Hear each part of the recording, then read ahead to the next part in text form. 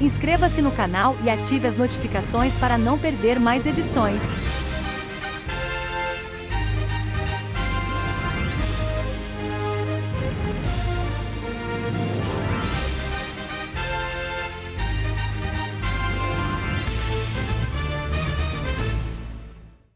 O Banco Central anunciou hoje medidas para ampliar a segurança no uso do Pix. Técnicos identificaram irregularidades no CPF de 8 milhões de chaves Pix. Agora, as instituições financeiras terão prazo para analisar cadastros irregulares e combater a ação de golpistas. A medida é para aumentar a segurança das transações por Pix e reduzir as possibilidades de fraudes e golpes. Hoje existem 173 milhões de usuários do Pix cadastrados. Como cada pessoa física ou jurídica pode ter mais de uma chave Pix, há mais de 830 milhões de chaves, uma média de quase 5 chaves por usuário. De acordo com o Banco Central, cerca de 8 milhões de chaves Pix vinculadas a pessoas físicas estão com alguma inconsistência no cadastro, comparando com a base de dados da Receita Federal. As falhas mais comuns são a grafia errada de nomes ou a morte do titular do CPF. Tem até pessoas que já vieram a falecer e que ainda continuam ativas essas chaves Pix. A gente tem mais de 3,5 milhões de casos como esse. E é óbvio que faz muito pouco sentido a gente ter pessoas que estão já falecidas, mortas, fazendo algum tipo de transação nesse sentido. Agora o Banco Central vai encaminhar a lista de CPFs e CNPJs que estão com problemas para os bancos e instituições financeiras que participam do Pix. Nenhuma dessas situações, segundo o Banco Central, tem relação com um atraso no pagamento de impostos, inadimplências ou malha fina. São casos de problema no cadastro ou suspeita de fraude. Nenhum tipo de correlação com pagamento de imposto. Não há qualquer tipo de correlação com o seu atraso, com você não pagou, você esqueceu. Isso não vai afetar de maneira nenhuma a utilização da sua chave de Pix. O Banco Central está do lado das pessoas que trabalham, que empreendem e querem fazer e utilizar as coisas da maneira correta, ganhar a sua vida, fazer a economia crescer. Tem uma minoria muito pequena que está ali do lado do fraudador, do crime e que está querendo fazer a coisa equivocada. É contra isso que o Banco Central está atuando. O banco ou a instituição financeira terá um prazo para analisar a lista e derrubar a chave Pix dos CPFs ou CNPJs com cadastro irregular na Receita, seja porque estão suspensos, cancelados, anulados ou cujo titular tenha falecido. Ou, no caso do CNPJ, suspensos, inaptos, anulados ou baixados, ou seja, quando a empresa for encerrada. A nova resolução diz que sempre que um usuário tentar atualizar, criar uma chave Pix ou pedir uma portabilidade, por exemplo, os bancos são obrigados a verificar se o cadastro da chave Pix, de pessoa física ou jurídica, está de acordo com as informações registradas na Receita Federal. Isso porque, segundo o Banco Central, muitos criminosos tentam usar nomes fictícios de empresas para desviar dinheiro. Além disso, os e-mails usados como chave Pix não poderão mais mudar de dono. E passa a ser proibido mudar informações vinculadas a chaves aleatórias. Para trocá-la, será preciso apagar a antiga e criar uma nova. O BC vai verificar se os bancos estão seguindo as regras e punir com multa, por exemplo, a instituição que não cumprir as determinações. Em nota, a Federação Brasileira de Bancos considerou que as ações do Banco Central são positivas e necessárias e que as medidas ampliam a segurança no Pix para evitar fraudes. Nos Estados Unidos, o presidente Donald Trump recuou novamente na guerra comercial que ele mesmo produziu. Agora, a cobrança de tarifas de produtos importados do México e do Canadá só vai começar em abril. O mundo tenta decifrar a equação. Ainda na campanha, Trump prometeu taxar produtos importados, até mesmo de aliados comerciais. E nesta semana, em 3 dias, as regras tarifárias mudaram 3 vezes. Na terça-feira, entraram em vigor taxas de 25% anunciadas pela Casa Branca sobre produtos do México e do Canadá. Trump tinha sinalizado que não haveria espaço para negociação.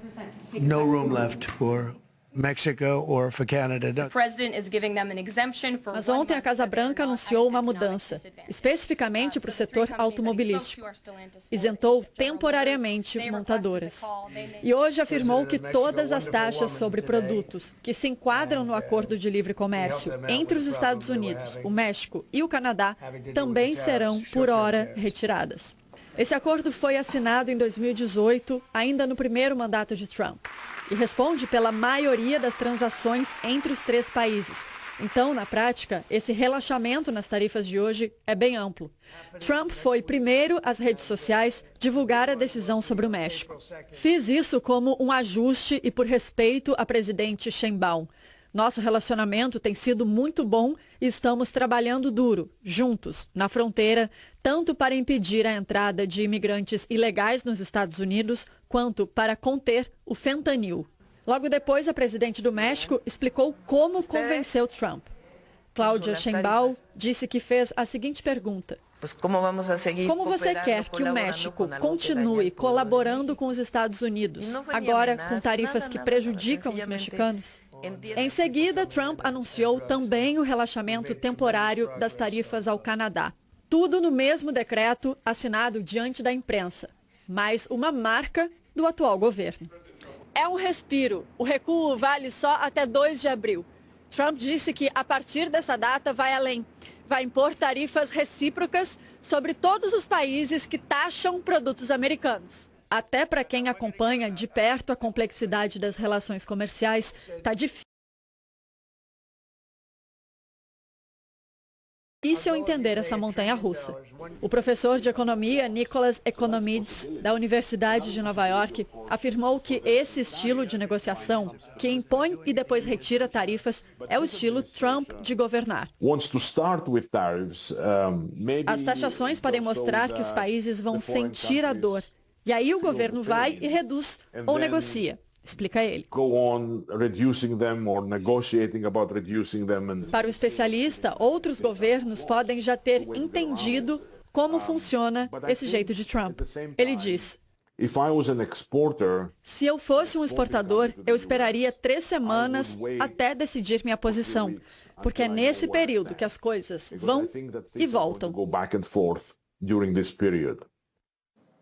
O principal índice da Bolsa de Valores americana fechou em queda de quase 1%.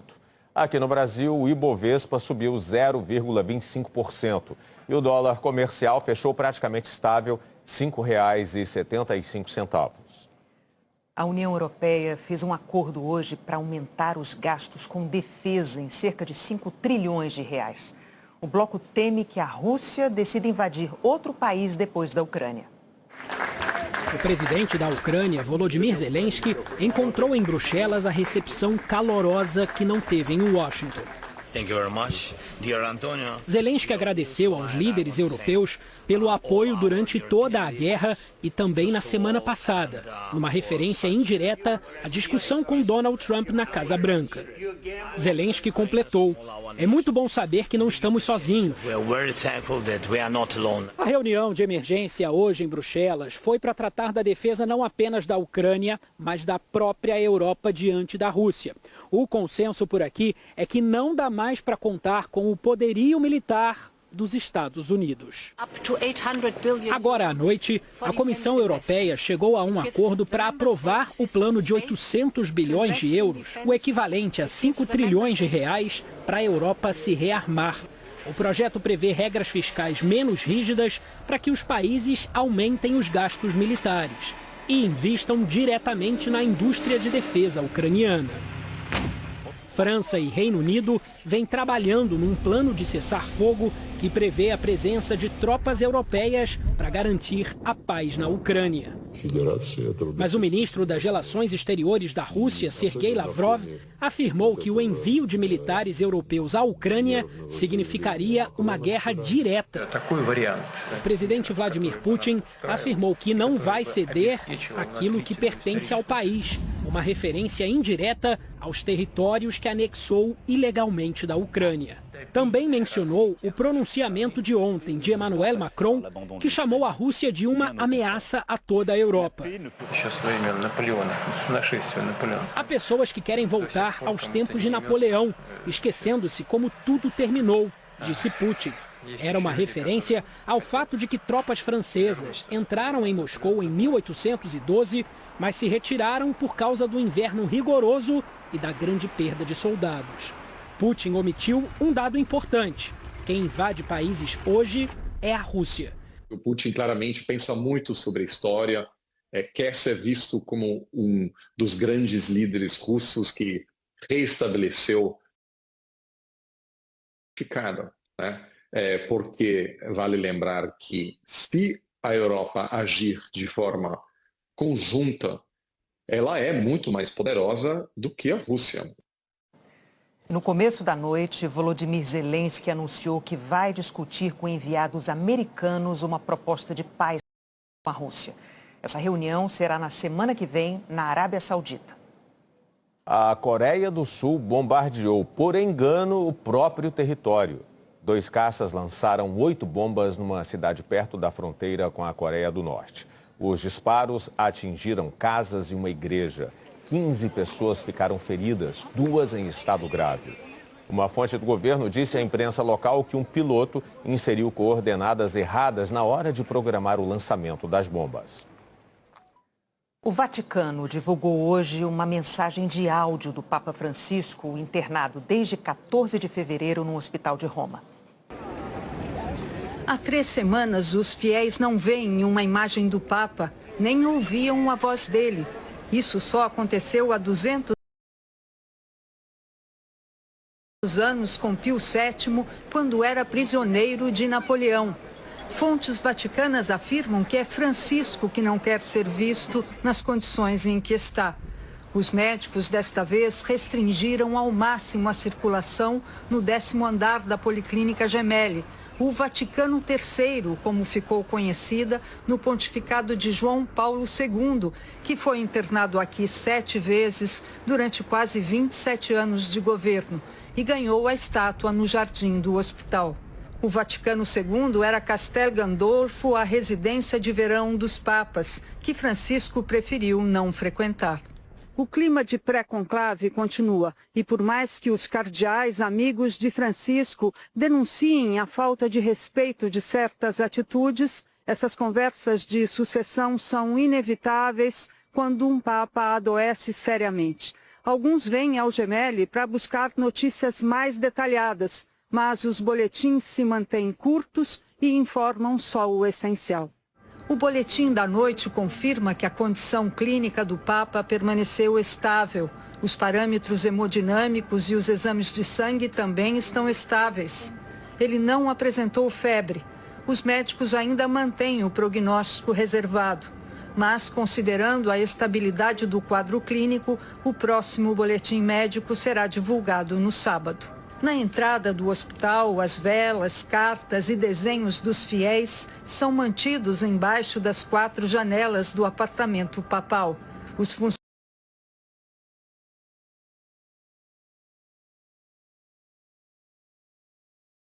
bem, ele pode até renunciar depois se não conseguir continuar, mas eu preciso saber que ele está bem.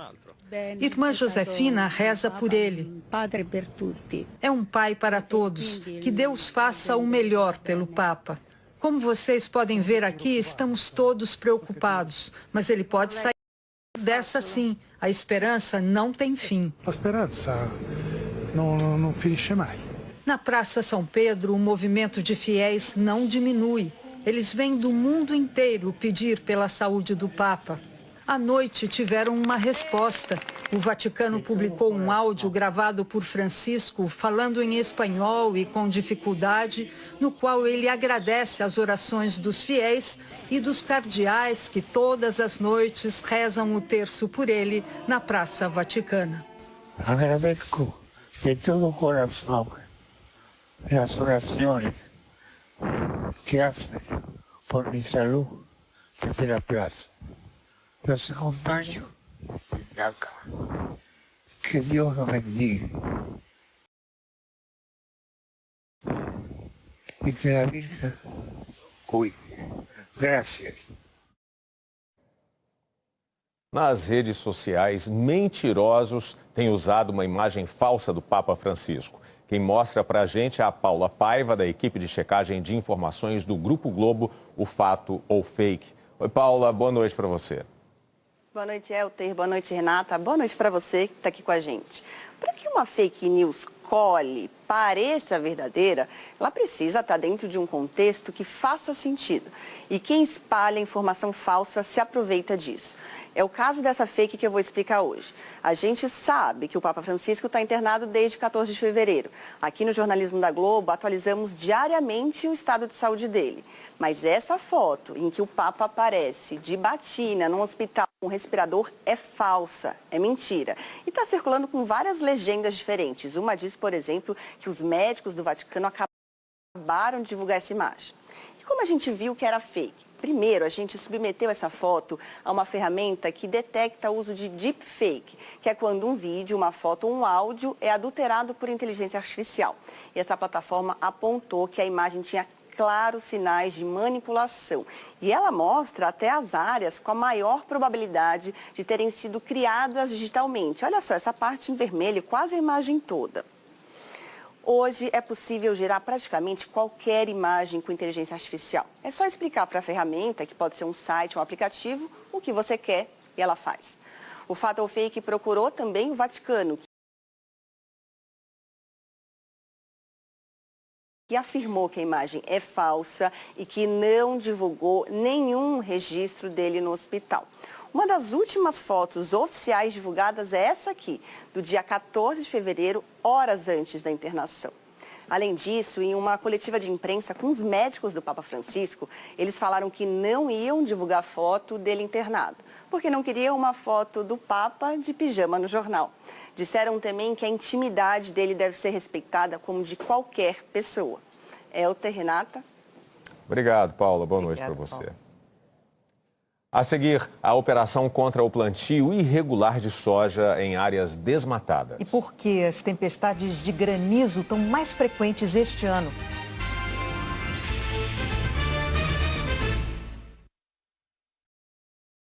Hoje na Shopee, micro-ondas Philco por 399 com cupom. Samsung A15 por 799 com cupom. Olha na Shopee. O que vem depois de 100 anos? 25 anos do Fantástico. Um excelente fim de noite para você. O começo, o futuro. O futuro já começou.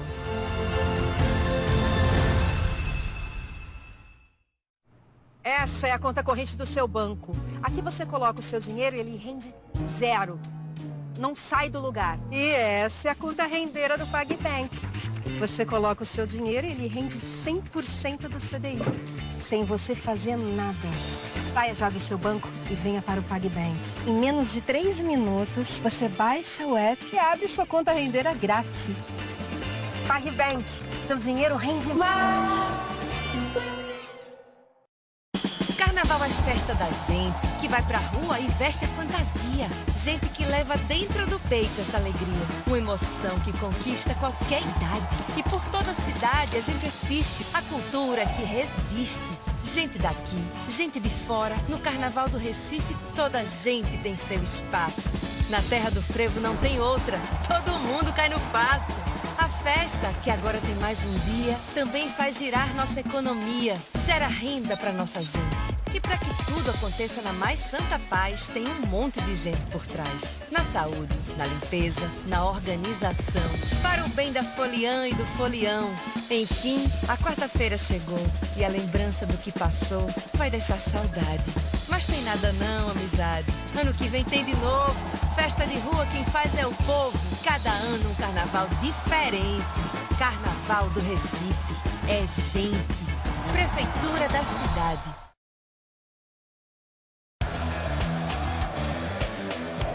Eu sei que é muita emoção nesse pernambucano, mas tu não viste foi nada ainda. O negócio vai esquentar agora. É o primeiro jogo da semifinal e a ilha, como sempre, vai ferver com o clássico das multidões.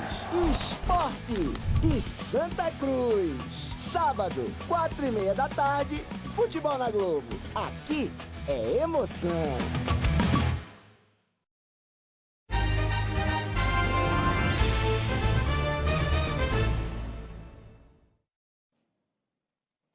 Foi enterrado hoje o corpo da adolescente encontrada morta em Cajamar, na Grande São Paulo. Vitória Regina Souza, de 17 anos, estava desaparecida desde quarta-feira da semana passada, quando saiu do shopping em que ela trabalhava. Ela enviou mensagens para uma amiga dizendo que estava com medo de 2 homens no ponto de ônibus e que tinha sido seguida e assediada por outros homens num carro. O corpo encontrado ontem tinha sinais de violência. A polícia suspeita de assassinato por vingança e está investigando o ex-namorado e mais 6 pessoas. A polícia do Piauí indiciou um casal pela morte de 8 pessoas por envenenamento. 7 eram da mesma família. Francisco de Assis e Maria dos Aflitos vão responder por 23 crimes. O casal está preso desde janeiro. Segundo a polícia, o crime foi motivado pela mudança de uma das vítimas para a casa do casal. A defesa de Maria dos Aflitos repudiou o indiciamento e disse que espera que o Ministério Público analise o caso de forma técnica. A defesa de Francisco de Assis não se manifestou. Uma operação do IBAMA apreendeu soja plantada ilegalmente em áreas desmatadas. A colheita de soja nessa lavoura, no município de Cláudia, em Mato Grosso, estava começando quando os agentes do IBAMA chegaram. A área está embargada há quase 10 anos.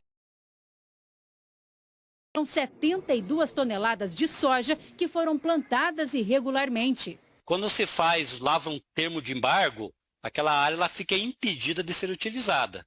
Tá? E a ideia é justamente para promover a recuperação ambiental daquele espaço desmatado ilegalmente. Do começo de fevereiro até agora, 12 mil hectares foram fiscalizados na região norte de Mato Grosso.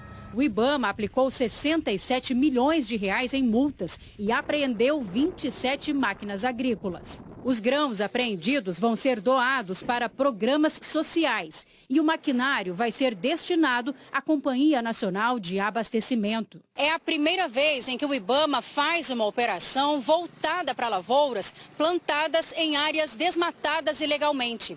A ação começou por Mato Grosso por causa dos índices altos de destruição da floresta. Segundo o INPE, em 2024, 127 mil hectares foram desmatados aqui no estado, área maior do que a cidade do Rio de Janeiro. O diretor de Proteção Ambiental do IBAMA destacou que o crime afeta o mercado e prejudica quem produz dentro da lei. Tem um custo para trabalhar dessa forma, às vezes ele tem uma competição desleal com o produtor ilegal. Então, indiretamente, acaba que o IBAMA também contribui para a produção mais sustentável, para a produção mais justa, quando se combate essas práticas que geram competição desleal. Seu Jadir monitora o desenvolvimento do milho que plantou em Sinop. Ele defende que desrespeitar a lei não traz benefícios para o produtor. Uma área legal você não consegue vender a produção, você não consegue financiar, tem uma série de coisas aí que você fica restrito. A partir do momento que tem muito desmate ilegal aí, fica difícil até de você vender a produção, né? Porque tem países hoje que exigem que seja correto, né? Eles fazem a rastreabilidade do produto e sabem de onde ele veio. Então, se você faz as coisas certas aí, é um problema a menos que você tem. Uma cratera se abriu depois de um temporal na cidade de Caucaia, região metropolitana de Fortaleza. Desde terça-feira, uma montanha de areia desceu essa rua e atingiu 6 casas na praia de Caraí. 4 famílias estão desalojadas. A prefeitura iniciou as obras agora à noite. Vamos ver como fica o tempo amanhã em todo o país? Oi, Eliana, boa noite para você. Oi, Renata, boa noite para você, para o Elter e boa noite para você. Faltam 2 semanas para o fim do verão. O outono começa em 20 de março. E amanhã, só 7 capitais devem registrar menos do que 30 graus. Rio Branco com 26, São Luís e Curitiba com 27, Brasília, Belém, Manaus e Porto Velho com 29 graus. Esquenta mais em Boa Vista, Cuiabá, Goiânia e São Paulo, 32 graus. No Rio de Janeiro e em Campo Grande, 33, em Porto Alegre, 36. O calorão no Rio Grande do Sul persiste até o início da semana que vem. As temperaturas ficam muito acima da média também nestes outros pontos em vermelho escuro. De Mato Grosso do Sul, a divisa com Paraná e São Paulo, e do norte de Minas Gerais ao sertão do Nordeste. Enquanto no meio da próxima semana, a tendência é de refresco. Nada de tarde fria ainda. Mas as madrugadas, estas sim, tendem a amanhecer geladas nestes 2 tons de azul mais escuro. E nas serras gaúcha e catarinense, as mínimas podem até ficar abaixo dos 10 graus entre terça e quarta-feira. Os modelos meteorológicos também mostram chuva se espalhando mais pelo Brasil. Na verdade, por quase todo o país, nas semanas finais do verão. Nesse período, deve chover menos nessa parte mais clara, no interior da Bahia. Os maiores volumes de chuva devem se concentrar onde o mapa está rosa e roxo, do litoral do Ceará ao Amazonas. Muitas destas regiões têm risco de temporal já nesta sexta-feira. Vamos ver exatamente onde. Na maior parte do Amazonas, em Rondônia, Roraima, no Amapá, de parte do Pará até o Maranhão e no litoral de Pernambuco e de Alagoas. Nestes locais, os meteorologistas preveem muita chuva, com possibilidade de alagamentos, ventos e raios.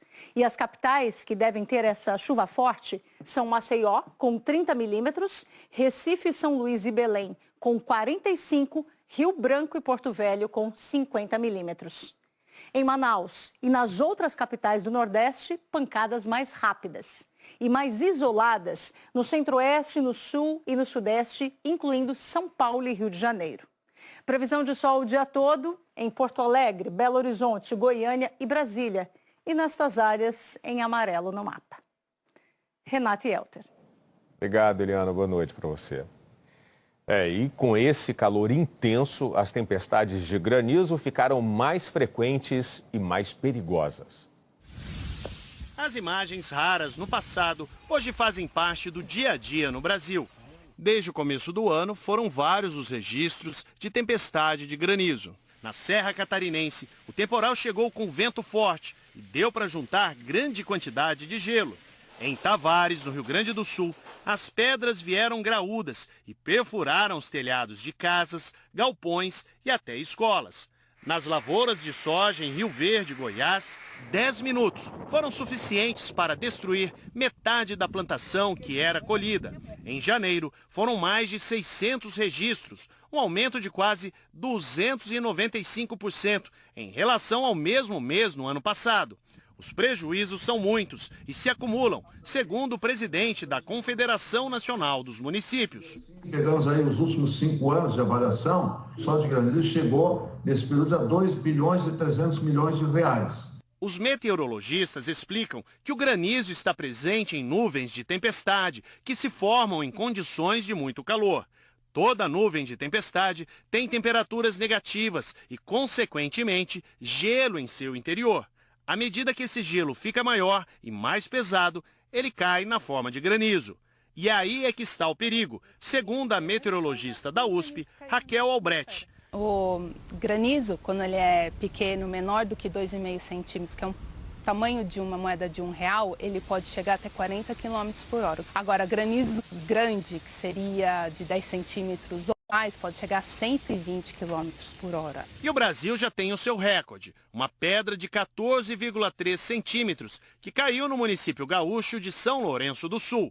Quem pesquisa o assunto na Universidade de Santa Maria desde 2018 faz um alerta. O Brasil é um dos países do mundo onde mais registram granizos e que, portanto, há necessidade de termos uma população preparada para se utilizar essas informações. Tempestades com granizo acompanhadas de ventania quase sempre provocam estragos também nas áreas urbanas. As pedras de gelo atingem o telhado das casas e os veículos em avenidas congestionadas ou estacionamentos descobertos.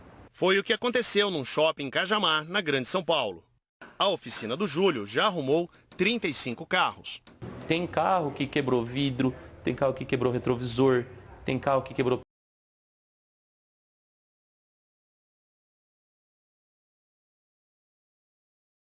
A seguir, o governo zera tarifas de importação de carne, café, açúcar, milho e azeite. Jair Bolsonaro e outros denunciados por tentativa de golpe de Estado apresentam defesa ao Supremo Tribunal Federal. Dorival Júnior convoca Neymar na primeira lista do ano.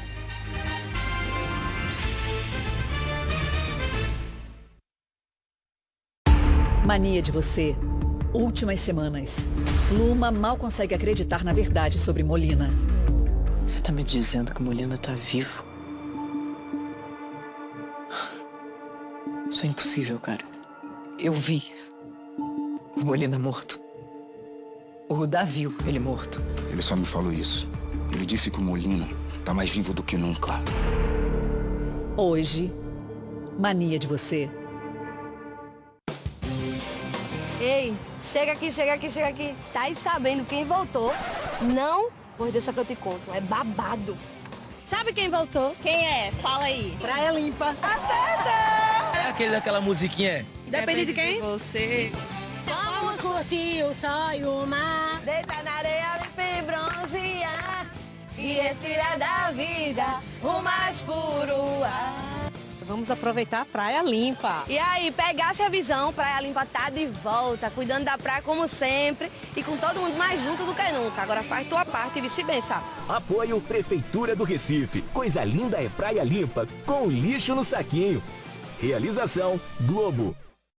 Ofertas imbatíveis do Parceirão, aproveite. Óleo de soja lisa 900 ml, 7,59. Ovo branco grande 30 unidades, 19,90. Lava-roupas em pó Bem-TV 400 gramas, 2,59. Atacadão, seu Parceirão.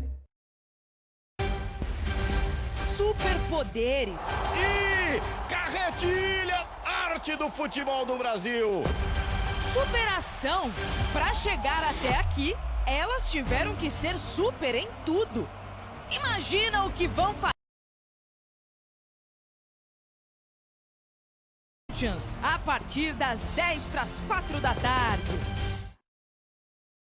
Ressaca de Carnaval Magalu. Ofertas incríveis com até 60% de desconto. Corre para aproveitar. Smart TV 54K LG, 126,90 mensais. Galaxy A35, só 1.599. Lavadora Electrolux quilos, 89,90 por mês. Cozinha em aço Itatiaia, só 699. Smart TV 65 LG, 179,90 mensais. Aspirador de pó vertical ou liquidificador turbo, 159 cada. Compre na loja e no app. Para quem ainda não me conhece, sou Maria de Fátima Cioli. Mãe, com um banho de loja no Rio de Janeiro, eu não dou 2 meses para uma de nós duas ser casada com um marido rico. Que marido rico, Maria de Fátima? Eu vou prosperar no meu trabalho. Não é porque eu fui pobre a vida inteira que eu tenho que gostar de ser pobre. Vocês conseguiram o quê com essa honestidade toda, todos esses anos? Essa casinha aqui, nesse fim de mundo? O negócio é ter sorte, entendeu? Eu conheci o César, ele é modelo no Rio de Janeiro e prometeu me ajudar. Já foi capa e tudo.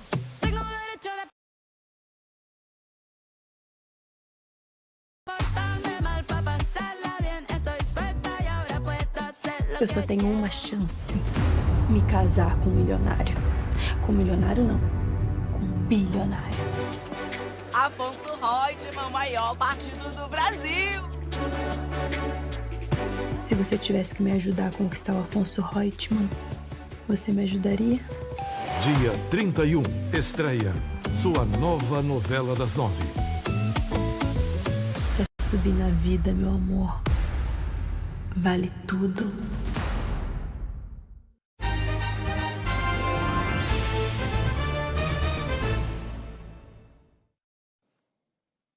Os advogados dos denunciados pela Procuradoria-Geral da República por tentativa de golpe de Estado começaram a apresentar a defesa ao Supremo Tribunal Federal. O Procurador-Geral da República, Paulo Gonet, denunciou no mês passado o ex-presidente Jair Bolsonaro e mais 33 pessoas por tentativa de golpe de Estado em 2022. O relator do caso no Supremo Tribunal Federal, ministro Alexandre de Moraes, então notificou os acusados para apresentarem a defesa prévia. Eles tiveram 15 dias de prazo contado a partir da notificação. A defesa prévia é o momento que os advogados têm para contestar as acusações da PGR. Hoje venceu o prazo para a maioria dos acusados. Já apresentaram a defesa prévia os coronéis Cleverson Magalhães Bernardo Romão Correia Neto, Marcelo Câmara e Márcio Nunes de Rezende Júnior, o tenente-coronel Ronald Ferreira de Araújo Júnior e Carlos Rocha, presidente do Instituto Voto Legal. As defesas deles pedem a rejeição da denúncia, alegando questões processuais. Pedem que o ministro Alexandre de Moraes se declare suspeito para julgar o caso porque, segundo a própria denúncia, ele seria um dos alvos da trama, ou que o Supremo o julgue impedido. Alegam também que o Supremo não é o tribunal adequado aos casos, já que os acusados não têm foro privilegiado e argumentam que não tiveram acesso integral às provas e que a PGR não conseguiu comprovar a prática dos crimes. Hoje também terminou o prazo de defesa prévia da maioria dos acusados de fazer parte do núcleo crucial da organização criminosa descrita na denúncia. Na lista estão o deputado federal Alexandre Ramagem, do PL, ex-diretor da ABIN, a Agência Brasileira de Inteligência, o general da Reserva Augusto Heleno, ex-ministro do Gabinete de Segurança Institucional, e o ex-ministro da Defesa, o general Paulo Sérgio Nogueira. Eles são acusados pela PGR de 5 crimes.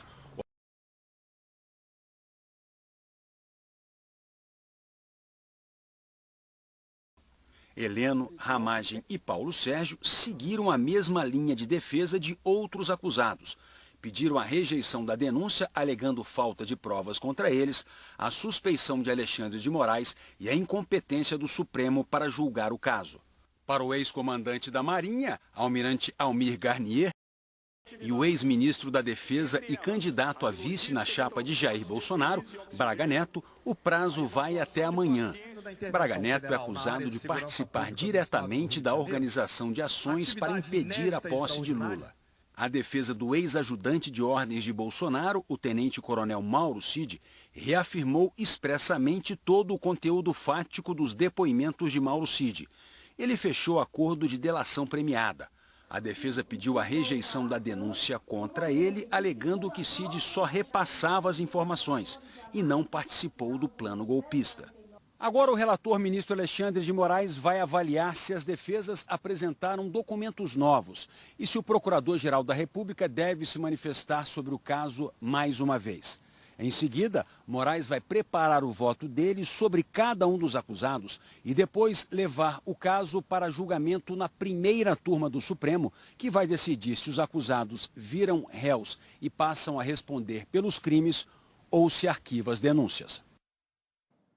Os advogados de Jair Bolsonaro protocolaram agora há pouco, às 8h20 da noite, a defesa do ex-presidente e pediram que o julgamento saia da primeira turma do Supremo com 5 ministros e que seja realizado no plenário com todos os 11 ministros.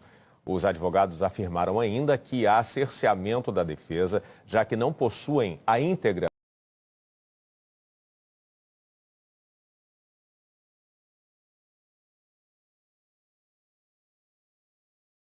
apreensão total da acusação.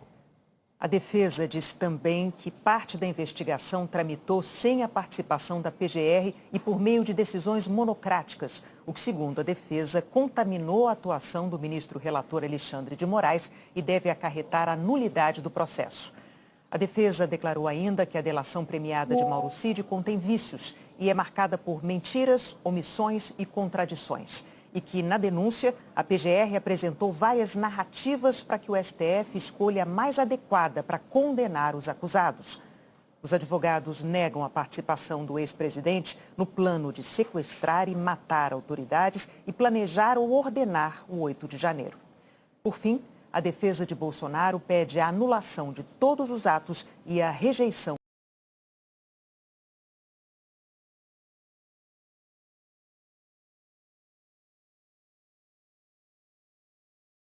mais de R$131 mil de um esquema de rachadinha no gabinete e ainda vai pagar uma multa de R$26 mil. Segundo a PGR, Janones admitiu que estava com o nome negativado no início de 2019 e que pediu um cartão de crédito adicional a um assessor parlamentar. Ainda segundo a PGR, Janones usou o cartão para despesas pessoais. As faturas foram pagas pelo assessor. O acordo foi fechado depois de o deputado ser indiciado pela PF e a PGR ter visto indícios de crime. O ministro Luiz Fux, relator no Supremo, vai analisar o acordo. O governo federal decidiu zerar o imposto de importação sobre carne, café, milho e outros produtos para tentar reduzir a inflação dos alimentos. Ministros e empresários do setor de alimentos passaram o dia reunidos em Brasília. O ministro da Fazenda, Fernando Haddad, não participou. Enviou representante. Alimentação e bebidas foram os itens que mais pesaram sobre a inflação do ano passado. Apesar da desaceleração em janeiro, registraram alta de 0,96%, quinto mês consecutivo de aumento. No início da noite, o vice-presidente e ministro do Desenvolvimento, Indústria e Comércio, Geraldo Alckmin, anunciou um conjunto de medidas. Vão ser zeradas as tarifas de importação para carne, café, açúcar, milho, azeite de oliva, óleo de girassol, sardinha, biscoitos e massas. A redução das tarifas ainda precisa ser aprovada pela Câmara de Comércio Exterior.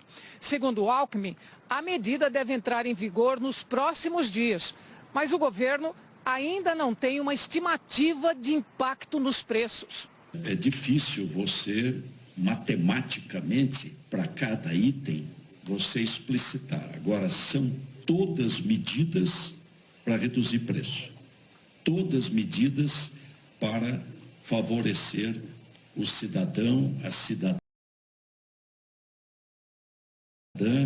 para que ele possa manter o seu poder de compra, para que ele possa ter a sua cesta básica com preço melhor, e isso também acaba estimulando o setor produtivo e o comércio. O governo também quer discutir com governadores a isenção do ICMS, imposto estadual, que incide sobre alguns itens da cesta básica.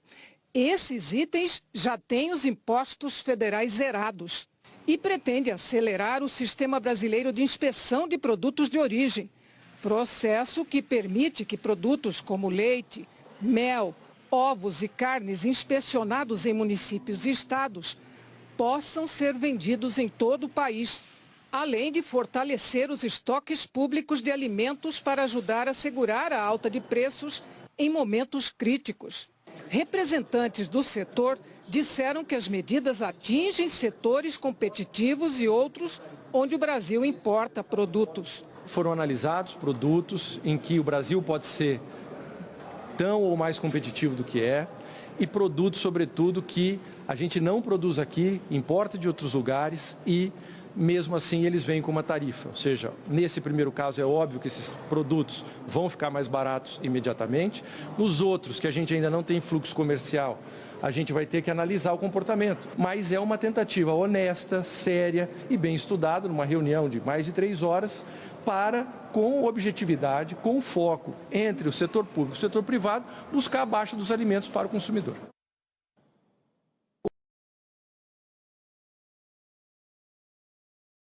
O técnico Dorival Júnior promoveu, Renata, o retorno do Neymar à seleção brasileira na primeira convocação do ano. A poucos minutos de reatar uma velha relação, Dorival Júnior era a expressão da ansiedade. E Neymar do Santos. Ele está de volta à seleção brasileira após quase 1 ano e meio, desde que sofreu uma lesão no joelho esquerdo num jogo contra o Uruguai pelas eliminatórias em outubro de 2023. O Dorival assumiu a seleção brasileira no início do ano passado, mas não teve a chance de convocar o Neymar, que pouco jogava no Al Hilal da Arábia Saudita. A volta ao Santos com 3 gols e 3 assistências em 7 jogos reabriu as portas da seleção. Por sinal, treinador e craque trabalharam juntos justamente no Santos 15 anos atrás. Os próprios atletas já expressaram aí publicamente o que representa ele dentro do nosso grupo. Nós estávamos naturalmente aguardando, é a primeira oportunidade que nós temos de tê-lo aí à disposição. Espero que ele seja muito feliz nesse retorno. A lista de convocados tem os goleiros Alisson, Bento e Ederson. Os defensores Danilo, Gabriel Magalhães, Guilherme Arana, Léo Ortiz, Marquinhos, Murilo, Wanderson e Wesley, do Flamengo, o único estreante da lista. Os meio-campistas são André, Bruno Guimarães, Gerson, Joelinton, Matheus Cunha e Neymar. E para o ataque foram chamados Estevão, João Pedro, Savinho, Rafinha, do Barcelona, e Rodrigo e Vini Júnior, do Real Madrid. Esses 3 últimos em grande fase nos 2 principais clubes do futebol espanhol. Rafinha, apenas para relembrarmos, na Copa América estava sendo muito questionado. E, de repente, hoje, é um dos postulantes aí a brigar até pela bola de ouro. E essas voltas por cima individuais servem de inspiração para enfrentar dois times com campanhas melhores do que a do Brasil nas eliminatórias. O primeiro jogo dessa data FIFA será no dia 20 em Brasília contra a Colômbia e o segundo no dia 25 em Buenos Aires contra a Argentina, líder da competição. Adversários dignos de respeito, de medo, não. Se nós olharmos bem para o futebol sul-americano, nós veremos que nenhuma equipe tem dado espetáculos. Nós temos visto as equipes jogando por resultados. O dilema de jogar bonito ou privilegiar os resultados sempre existiu na seleção brasileira. Logicamente, o ideal é conseguir os dois. Mas com o time em quinto lugar, numa competição que dá 6 vagas diretas para a Copa do Mundo, o futebol arte fica para depois. Satisfeita com o que a seleção tem feito, muitos vão dizer que não, mas é um processo e qualquer um brasileiro não vai ficar esperando que a seleção brasileira vá para campo e que contente com o empate, né? Então eu só posso, como torcedor da seleção brasileira, esperar 2 vitórias. Pressão por vitórias após 2 empates. Em novembro do ano passado, o jogo contra a Venezuela fora de casa terminou 1-1. Mesmo resultado da partida contra o Uruguai em Salvador. 7 jogadores convocados para aquelas partidas ficaram de fora da lista de hoje. A estrutura da seleção ela está mudando um pouquinho nesse momento. E para isso nós precisamos de um tempo um pouquinho maior. Tempo que nós não temos. Nós precisamos gerar resultados. E nós estamos em busca desses. Pode ter certeza. O Jornal da Globo é depois de Lady Night. Boa noite para você. Boa noite. Até amanhã.